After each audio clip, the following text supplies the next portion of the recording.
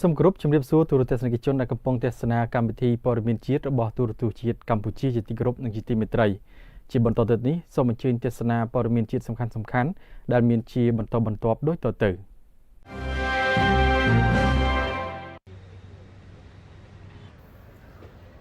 បន្ទាប់ពីសម្ដេចប៉ាប Francisco ដែលជាប្រមុខដឹកនាំជាន់ខ្ពស់នៃសន្តិអាសនៈរបស់ព្រះសហគមន៍កាតូលិកបានយាងចូលទីវង្គតដោយរគាពាធក្នុងព្រះជន្ម88ព្រះវស្សានៅឯបុរីវ៉ាទីកង់កាលពីថ្ងៃទី21ខែមេសាឆ្នាំ2025រួចមកគ្រឹះបរិស័ទនៅជុំវិញពិភពលោកបានបង្ហាញពីក្តីសោកស្ដាយក្រៀមក្រំជាពន់ពេកនិងបានរៀបចំពិធីរំលឹកព្រះវិញ្ញាណក្ខន្ធសម្ដេចប៉ាប Francisco នៅតាមវិហារកាតូលិកក្នុងបណ្ដាប្រទេសនានាផងដែរស្របពេលជាមួយគ្នានេះនារសៀលថ្ងៃទី24ខែមេសាឆ្នាំ2025គ្រឹះបរិស័ទសាធារណជននិងបណ្ដាប្រតិភូក្រសួងស្ថាប័ននានាក្នុងព្រះរាជាណាចក្រកម្ពុជាក៏បានចូលរួមពិធីរំលឹកព្រះវិញ្ញាណក្ខន្ធសម្ដេចប៉ាប Francisco ដែលរៀបចំដោយព្រះសហគមន៍កាតូលិកកម្ពុជានៅមណ្ឌលសកម្មភាពព្រះសហគមន៍ភូមិភាគភ្នំពេញថ្មីលោក Olivier Jimmy Hasley អភិបាលព្រះសហគមន៍កាតូលិកកម្ពុជាភូមិភាគភ្នំពេញបាននៅដឹងថាពិធីរំលឹកព្រះវិញ្ញាណក្ខន្ធសម្ដេចប៉ាប Francisco ប្រព្រឹត្តទៅចាប់ពីថ្ងៃទី24ខែមេសាឆ្នាំ2025វេលាម៉ោង2រសៀលដល់ម៉ោង5ល្ងាចនិងថ្ងៃទី25ខែមេសាចាប់ពីម៉ោង8ព្រឹកដល់ម៉ោង5ល្ងាចដោយឡែកនៅថ្ងៃទី26ខែមេសាវេលាម៉ោង9:30នាទីព្រឹកនឹងមានរៀបចំពិធីអភិបូជាថ្វាយព្រះវិញ្ញាណក្ខន្ធរបស់សម្ដេចប៉ាប Francisco ដែលពិធីរំលឹកព្រះវិញ្ញាណក្ខន្ធនិងអភិបូជានេះធ្វើឡើងនៅមណ្ឌលសកម្មភាពព្រះសហគមន៍កាតូលិកភូមិភាគភ្នំពេញដើម្បីអធិដ្ឋានបួងសួងដល់ព្រះវិញ្ញាណក្ខន្ធសម្ដេចប៉ាប Francisco បានសម្រាកក្នុងសេចក្តីសុខសាន្តអស់កលជានិច្ចនិងសូមឲ្យមរតកនៃសេចក្តីស្រឡាញ់ការដាក់ខ្លួននិងព្រះរាជកិច្ចបម្រើរបស់សម្ដេចប៉ាបបន្តណែនាំឲ្យមានឯកភាពនិងសុឆន្ទៈក្នុងចំណោមមនុស្សជាតិទាំងឡាយលោកបានឲ្យដឹងថាពេញមួយជីវិតរបស់សម្ដេចប៉ាប Francisco គឺសម្ដេចបានដាក់ខ្លួន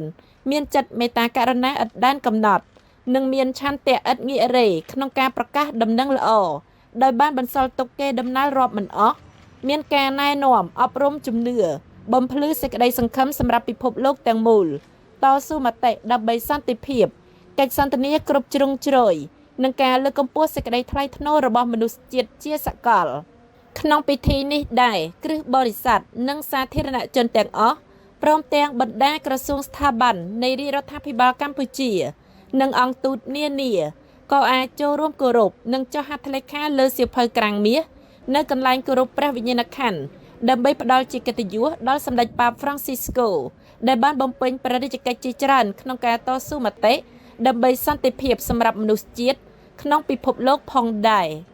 សូមបញ្ជាក់ថាក្នុងគ្រាដ៏សោកសៅនៃការយាងចូលទីវង្គតរបស់សម្ដេចប៉ាប Francisco សម្រាប់ព្រះសហគមន៍កាតូលិកនិងគ្រិស្តសាសនិកទូទាំងពិភពលោកព្រមទាំងប្រជាជនអាហ្សង់ទីនផងនោះព្រះករុណាព្រះបាទសម្ដេចព្រះបរមនាថនរោត្តមសីហមុនីព្រះមហាក្សត្រនៃព្រះរាជាណាចក្រកម្ពុជានិងសម្ដេចអគ្គមហាសេនាបតីតេជោហ៊ុនសែនប្រធានព្រឹទ្ធសភាព្រមទាំងសម្ដេចមហាបវរធិបតីហ៊ុនម៉ាណែតនាយករដ្ឋមន្ត្រីនៃព្រះរាជាណាចក្រកម្ពុជាក៏បានផ្ញើសារលិខិតរំលែកមរណទុក្ខដ៏ក្រៀមក្រំក្នុងនាមប្រទេសនិងប្រជាជនកម្ពុជាទៅកាន់បុរីវ៉ាទីកង់ចំពោះការយាងចូលទីវង្គតរបស់សម្ដេចប៉ាប Francisco ដែលជាប្រមុខព្រះសហគមន៍កាតូលិកបានជួយជ្រោមជ្រែងនឹងការពារដល់ជនក្រីក្រជនគ្មានទីពឹងជនចំណាកស្រុកនិងបរិស្ថានព្រមទាំងសន្តិភាពនិងវិបលភាពសកលលោកផងដែរ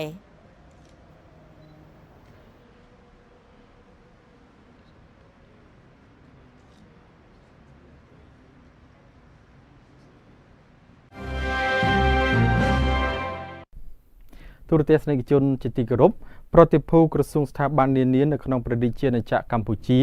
ព្រះសង្ឃសាធារណជននិងបណ្ដាអង្គទូតនានាបន្តចូលរួមរំលែកមរណទុក្ខជាមួយគ្រិស្តសាសនិកនៅកម្ពុជានិងទូទាំងពិភពលោកចំពោះការបាត់បង់សម្ដេចប៉ាប Francisco ដែលជាប្រមុខព្រះសហគមន៍កាតូលិក ក្នុងគ្រាដ៏សោកសៅចំពោះព្រះសហគមន៍កាតូលិកនិងគ្រិស្តសាសនិកទូទាំងពិភពលោកដែលបានបាត់បង់សម្ដេចប៉ា Francisco ដែលជាប្រមុខដឹកនាំជាន់ខ្ពស់នៃសន្តិអាសនៈរបស់ព្រះសហគមន៍កាតូលិកដោយសម្ដេចបានយាងចូលទីវង្គតដោយរកគាពាធក្នុងព្រះជន្ម88ព្រះវស្សានៅឯបុរីវ៉ាទីកង់នោះនាថ្ងៃទី25ខែមេសាឆ្នាំ2025នេះប្រតិភូក្រសួងស្ថាប័ននានាក្នុងព្រះរាជាណាចក្រកម្ពុជាព្រះសង្ឃសាធារណជននិងបណ្ដាអង្គទូតនានាបានបន្តចូលរួមរំលែកមរណទុក្ខគោរពនិងចុះហត្ថលេខាលើសៀវភៅក្រាំងមាសក្នុងពិធីរំលឹកព្រះវិញ្ញាណក្ខន្ធសម្ដេចប៉ា Francisco ដែលរៀបចំឡើងដោយព្រះសហគមន៍កាតូលិកកម្ពុជា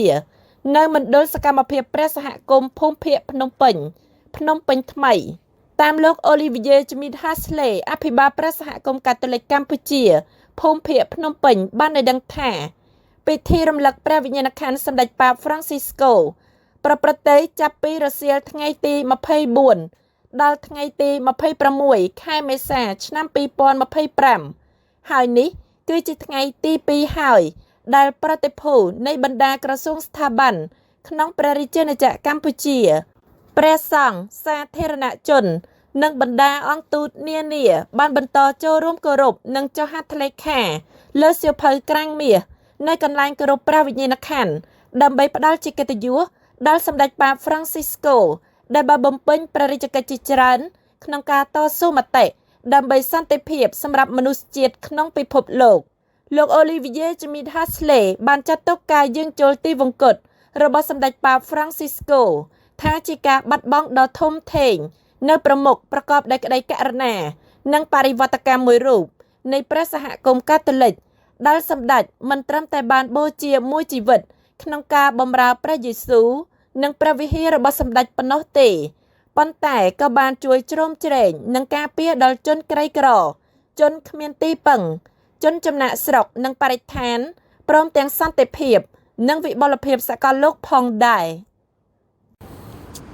ថ្ងៃនេះជាថ្ងៃពិសេសសម្រាប់ព្រះសហគមន៍នៅក្នុងពិភពលោកទាំងមូលនៅព្រះសហគមន៍កាតូលិកកម្ពុជាក៏ចូលរួមដែរពីថ្ងៃច័ន្ទម៉ោង 7:35 នាទីម៉ោងនៅទីក្រុងរ៉ូមសម្ដេចប៉ា Francisco បានទទួលមរណភាពបានសោយទីវង្គតដូច្នេះយើងជាព្រះសហគមន៍យើងចូលរួមនៅក្នុងការអធិដ្ឋានសម្រាប់ព្រះវិញ្ញាណក្ខន្ធរបស់សម្ដេចប៉ាឲ្យឡើងឋានបរមសុខដោយសុខសាន្តដោយដឹងថាសម្ដេចប៉ាបានសោយទីវង្គតនៅថ្ងៃបុណ្យចម្លងគឺថ្ងៃដែលព្រះយេស៊ូវមានព្រះជន្មឡើងវិញតែថ្ងៃនេះព្រះសហគមន៍កាតូលិកកម្ពុជាសម្រាប់3ថ្ងៃរៀបចំពិធីគោរពវិញ្ញាណក្ខន្ធរបស់សម្ដេចប៉ានិងរៀបចំពិធីអភិបូជាសូត្រធម៌តាមរបៀបគ្រិស្តសាសនាដើម្បីជូនវិញ្ញាណក្ខន្ធរបស់សម្ដេចប៉ាឡើងឋានបរមសុខជាពីថ្ងៃនេះបានទទួលភ្ញៀវកិត្តិយសយ៉ាងច្រើនដែលមកគោរពវិញ្ញាណក្ខន្ធដូចជាគណៈរដ្ឋមន្ត្រីព្រះពុទ្ធសាសនាតាមក្រសួងផ្សេងទៀតនិងតាមទូតដែរដូចជាទូតអូស្ត្រាលីទូតបារាំងទូតអាល្លឺម៉ង់ក៏នៅមកដែរសម្ដេចប៉ាក៏ទទួលខុសត្រូវបុរីវ៉ាទីកង់ដែរដូច្នេះសម្ដេចប៉ាបានជាអ្នកដឹកនាំប្រទេសនិងដឹកនាំសាសនានៅក្នុងពិភពលោកសាសនាកាតូលិកដែលសពថ្ងៃមាន1400លានគ្រីស្ទបរិស័ទនិងយើងមានលោកអភិបាលដូចខ្ញុំ5000អង្គនិងមានបូជីចាជាង100000នាក់មានដងជីរាប់ម៉ឺនដែរដែលជួយឲ្យគ្រីស្ទបរិស័ទស្ដាប់ព្រះបន្ទូលរបស់ព្រះយេស៊ូវនិងរស់នៅតាមព្រះបន្ទូលនឹងដូច្នេះសោយទីវង្គតរបស់សម្ដេចប៉ាណែនាំមកយើងសោកស្ដាយប៉ុន្តែយើងដឹងថាសម្ដេចប៉ាបន្តពីលោកសេឡាដែលជាសម្ដេចប៉ាទី1រហូតដល់សពថ្ងៃសម្ដេចប៉ាជាសម្ដេចប៉ា266សម្ដេចប៉ានេះបានជួយច្រើនសម្រាប់កសាងសុខសន្តិភាពជួយច្រើនដើម្បីឲ្យយើងចេះស្រឡាញ់គ្នាទៅវិញទៅមកគឺសម្ដេចប៉ានេះមានឥទ្ធិពលយ៉ាងច្រើននៅក្នុងពិភពលោកសម្រាប់ការពារបរិស្ថានដែរដើម្បីទទួលស្វាគមន៍មនុស្សដែលគ្មានទីពឹងសម្ដេចប៉ាចិត្តស្និទ្ធជាមួយពិភពលោកមិនមែនតែជាមួយគ្រីស្ទបរិស័ទទេប៉ុន្តែជាមួយពិភពលោកដូច្នេះថាយើងអរគុណសម្រាប់ព្រះជន្មរបស់សម្ដេចប៉ាដែលបានជួយយើងច្រើនហើយយើងអធិដ្ឋានឲ្យគាត់សម្រាប់យ៉ាងសុខសាន្តជាមួយនេះលោក Olivier Schmidt Hasley អភិបាលព្រះសហគមន៍កាតូលិកកម្ពុជាភូមិភាគភ្នំពេញបានថ្លែងអំណរគុណដល់រាជរដ្ឋាភិបាលកម្ពុជាដែលបានផ្ដល់សិទ្ធិសេរីភាពគ្រប់បែបយ៉ាងក្នុងជំនឿសាសនា ដែលធ្វើឲ្យសាសនាទាំងអស់នៅក្នុងព្រះរាជាណាចក្រកម្ពុជារួមមានព្រះពុទ្ធសាសនាដែលជាសាសនារបស់រដ្ឋព្រមទាំងគ្រិស្តសាសនានិងសាសនាដទៃទៀតអាចរួមរស់នៅជាមួយគ្នាប្រកបដោយភាពសុខដុមរមនាមិនមានការរើសអើងនិងមានគោលដៅតែមួយគឺណែនាំមនុស្សឲ្យប្រព្រឹត្តតែអំពើល្អមានសន្តិភាពទាំងផ្លូវកាយផ្លូវចិត្តចេះស្រឡាញ់រាប់អានគ្នាជាឧត្តមប្រយោជន៍សម្រាប់ការអភិវឌ្ឍសង្គមជាតិសូមបញ្ជាក់ថាក្នុងគ្រាដ៏សោកសៅនៃការយាងចូលទីវង្គតរបស់សម្ដេចប៉ាប Francisco សម្រាប់ព្រះសហគមន៍កាតូលិកនិងគ្រិស្តសាសនិកទូទាំងពិភពលោកព្រមទាំងប្រជាជនអាហ្សង់ទីនផងនោះព្រះករុណាព្រះបាទសម្ដេចព្រះបរមនាថនរោត្តមសីហមុនីព្រះមហាក្សត្រនៃព្រះរាជាណាចក្រកម្ពុជានិងសម្ដេចអគ្គមហាសេនាបតីតេជោហ៊ុនសែនប្រធានព្រឹទ្ធសភាព្រមទាំងសម្ដេចមហាបវរធិបតីហ៊ុនម៉ាណែតនាយករដ្ឋមន្ត្រីនៃព្រះរាជាណាចក្រកម្ពុជាក៏បានផ្ញើសារលិខិតរំលែកមរណទុក្ខដ៏ក្រៀមក្រំក្នុងនាមប្រទេសនិងប្រជាជនកម្ពុជាទៅកាន់បុរីវ៉ាទីកង់ចំពោះការបាត់បង់សម្ដេចប៉ាប Francisco ផងដែរ